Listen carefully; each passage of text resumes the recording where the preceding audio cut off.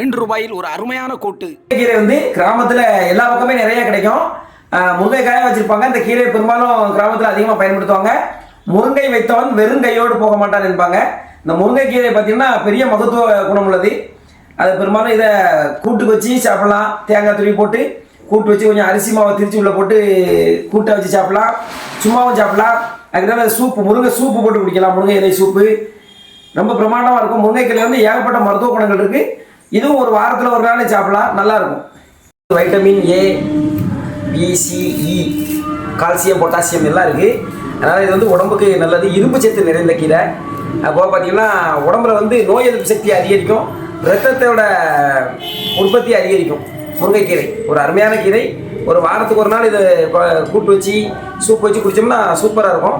நீங்களும் உங்கள் ஊர்லேயும் இருந்துன்னா பயன்படுத்துங்க.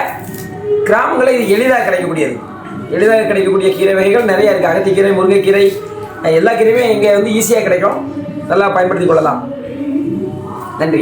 வணக்கம் நண்பர்களே. இந்த கீரையை வந்து நல்லா அவிச்சிடணும். அவிச்சிட்டு வெந்நில போட்டு அவிச்சிட்டு நல்லா கழுவிட்டு அவிச்சிட்டோம்னா சூப்பராக இருக்கும். அதுக்கடுத்தாக்கில் கொஞ்சம் தேங்காய், சீரகம் அதை போட்டு வச்சுக்கிட்டு அடுத்த பாருங்கள் அரிசியை வறுத்து வச்சுக்கணும். இது வந்து கொஞ்சம் பார்த்தீங்கன்னா அது சாப்பிட்றதுக்கு டேஸ்ட்டாக இருக்கும். அந்த வெறும் பச்சைக்கீரை சாப்பிடும்போது இது மிக்சிங்காக வச்சு சாப்பிடும்போது டேஸ்ட்டாக இருக்கும். கொஞ்சம் வறுத்த அரிசி உள்ளே போட்டுக்கிடுவோம்.